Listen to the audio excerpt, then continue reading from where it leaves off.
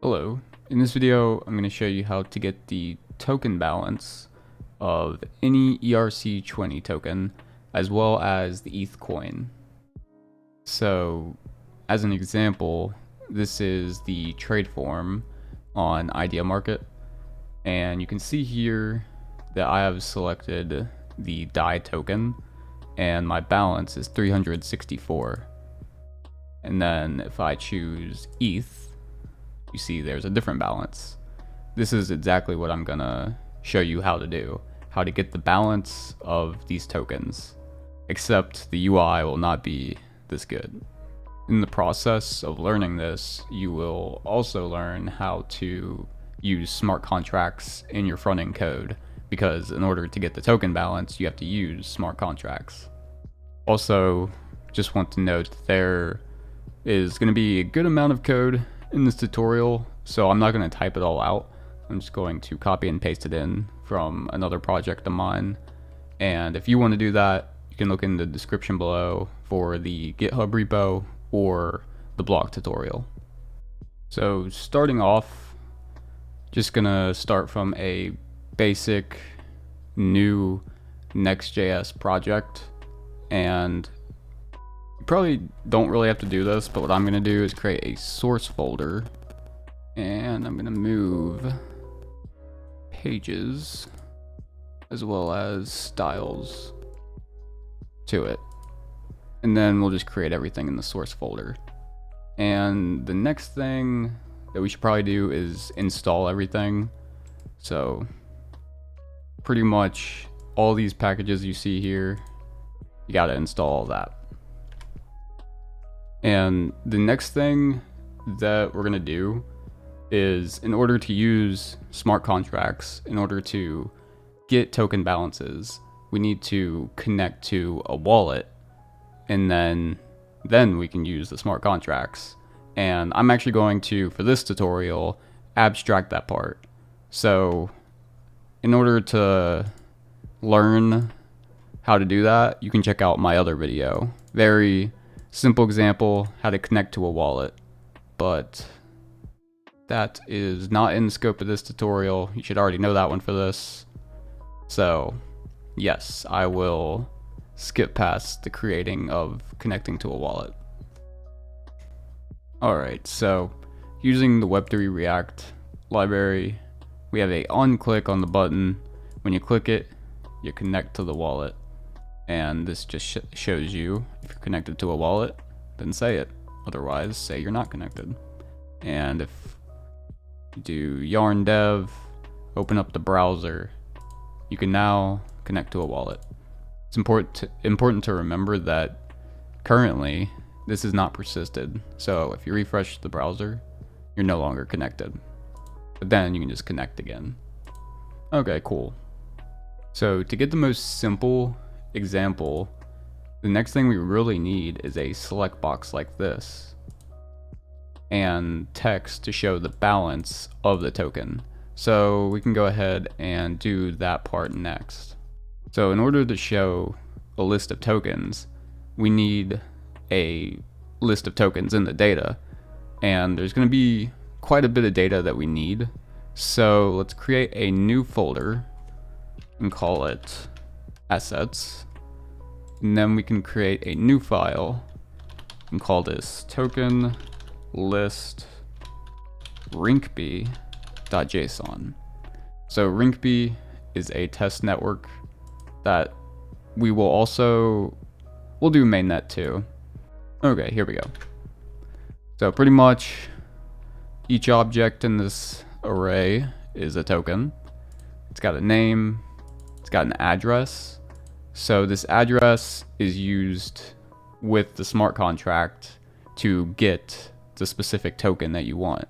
And then there's the symbol. This should actually be capitalized. And then there's also the decimals, which I'll talk about a little bit later. So if we want to see the mainnet token balance as well, we will also need to create a list of those, and I will explain that in just a second. So create a new file, call it token list mainnet, And then I also need to copy and paste this one. So then in this one, I think I have like one token different. Like in this one, I'm using USD coin, which isn't in the other one, but that's okay.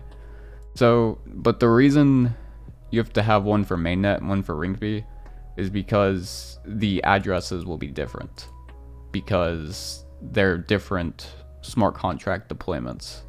So for example, this is the DAI stablecoin. Here's the address, it's like 6B17. If you go over to here, you see it's a completely different address. So that's why you need to have two different ones.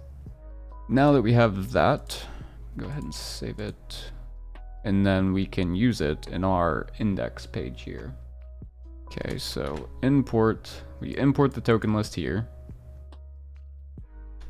And then we make a select box, or select. And what we're doing is for each token, we have an option in the select box. We're just making the value the index. There's a reason for that. And then that's of course the key. And then we're just displaying the name. So the reason we make the value the index is because on change, we want to set the selected token, which we have not done this part yet. Let me actually do that part now. Pretty much we just need a state for the selected token. So this is the state. The first token is the one we're going to start off with by default. Otherwise, we will set it.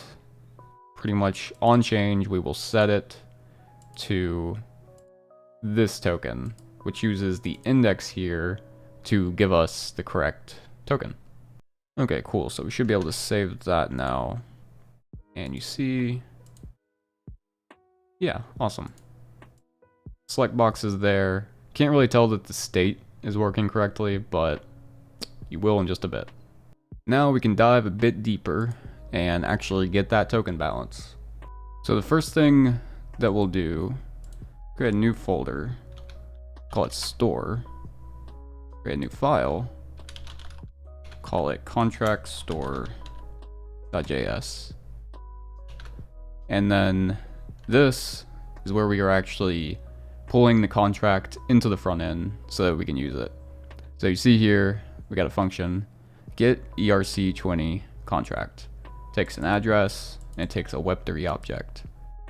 You see, if the Web3 object is non-null, then it uses it, web3.eth.contract, to, get the contract. And, well, there's multiple key pieces to this, but one key piece to this is the ABI right here.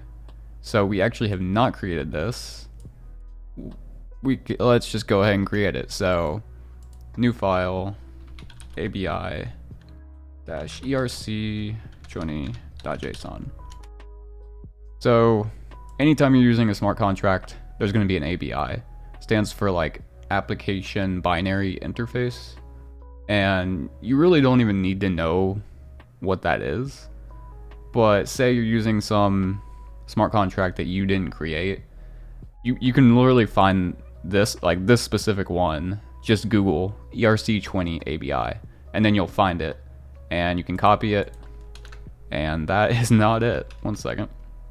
Okay, you can copy it and paste it in, and then that's literally it. You just gotta pass it in as the first object, or first argument to the web3.eth.contract. And then the second object, I probably could make this more clear, but this is the token address here.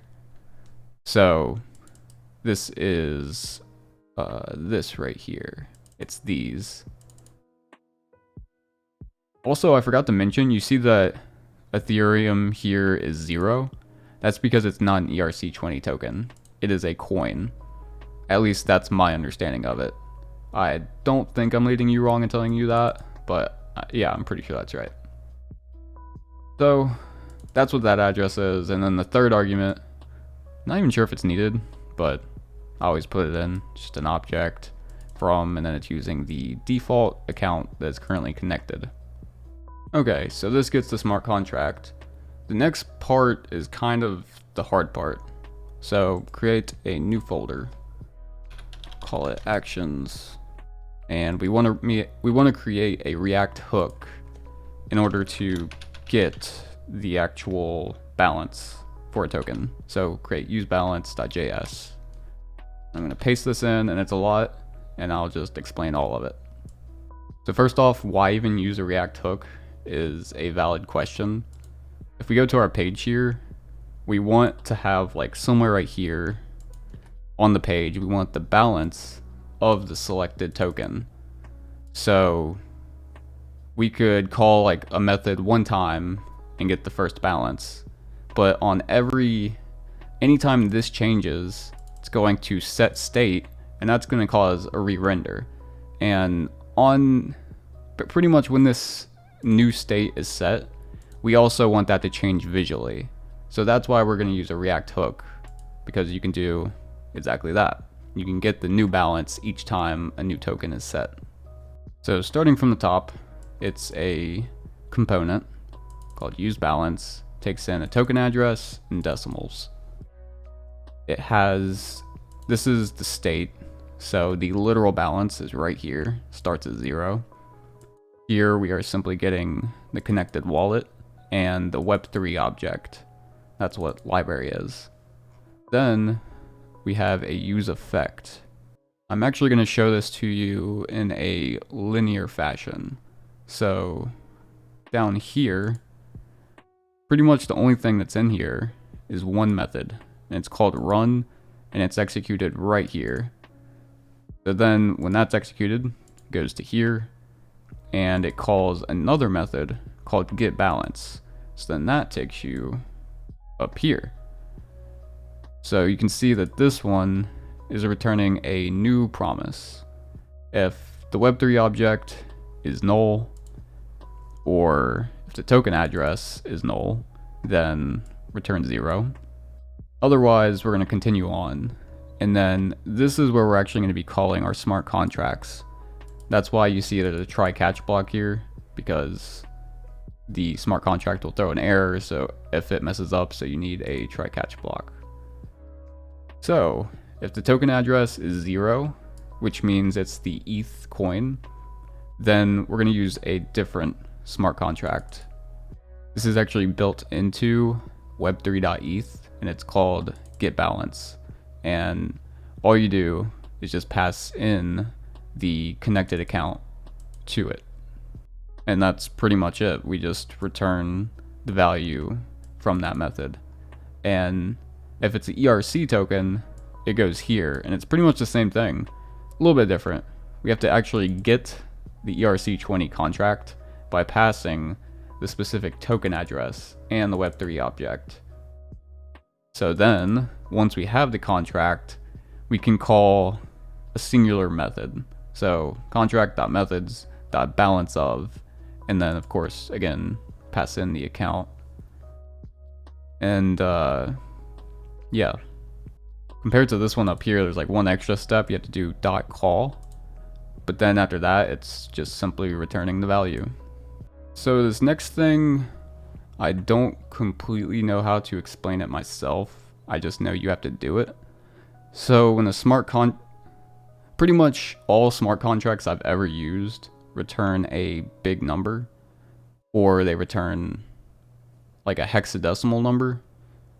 And I don't exactly know why, but pretty much you have to turn that hexadecimal into a new big number like this. So we're returning this big number. It gets returned here. Then if you want to convert that to like a decimal number, you have to do a few steps, and that's what we have going on here. And we're actually going to have to create this method because we have not created that yet. So let's create a new folder, utils. We'll just say index.js. And oh yeah, this is also where we have the 0 address. I totally forgot to mention that. So up here, if you were wondering what that is, this is all it is. It's in our utility folder here. So then we have this Web3 big number to float string. It's I honestly don't feel very qualified to kind of explain this stuff. I feel like I can read the code to you word for word, but just pretty much know that smart contract's going to return hexadecimal. You need to convert it to a big number, and then you need to convert that to a decimal. That's anytime I've used a smart contract, that's what I've had to do.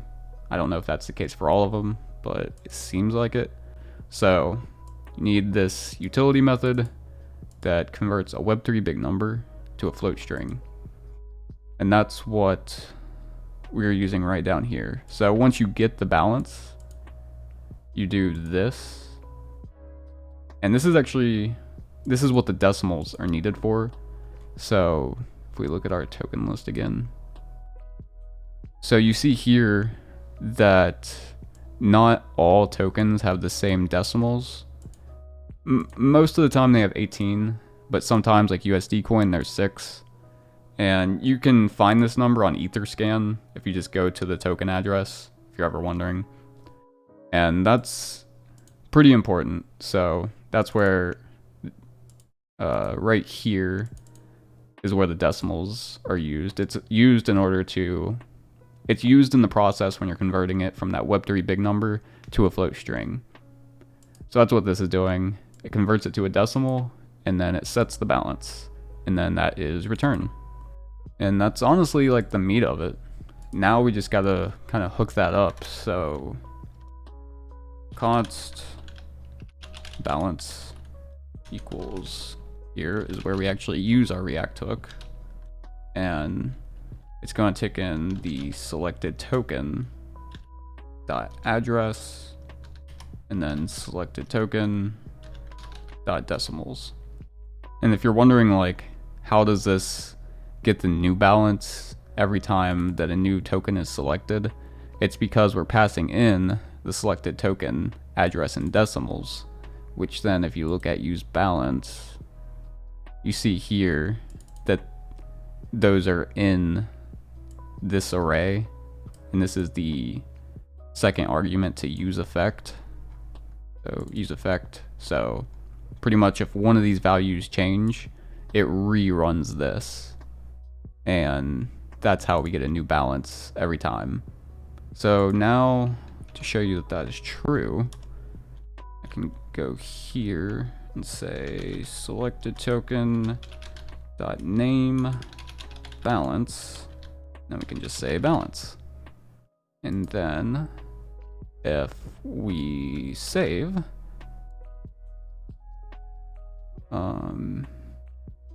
so first I'm going to make sure I'm on the right network. I'm not, I'm on mainnet. So first off, let's go to Rinkeby, because I think, yeah, right here I'm using the Rinkeby one, so it's important. You could make it conditional where it, in the code, it sees, are you on Rinkeby or are you on mainnet? And then it chooses which token list to use. That's what most applications do. But for now, we're on Rinkeby. Let me go to my assets.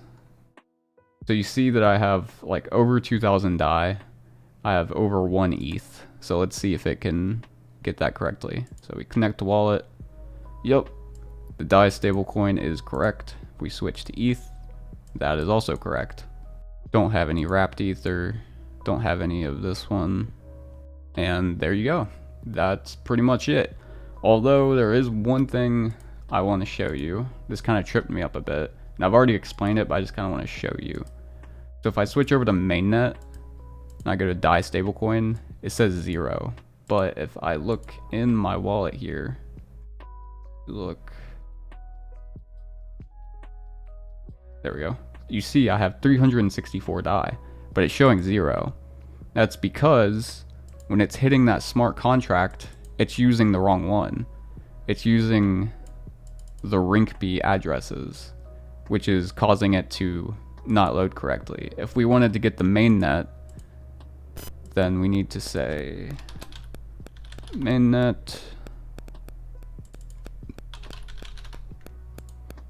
and then pretty much just replace, it's used like here, here, and here. So now, if we go back, now it's doing it right, because it's using the right smart contract address. And then, see, yep, all good. Well, I think that is about it. I hope this helped. If you're still confused or you're having issues, comment below.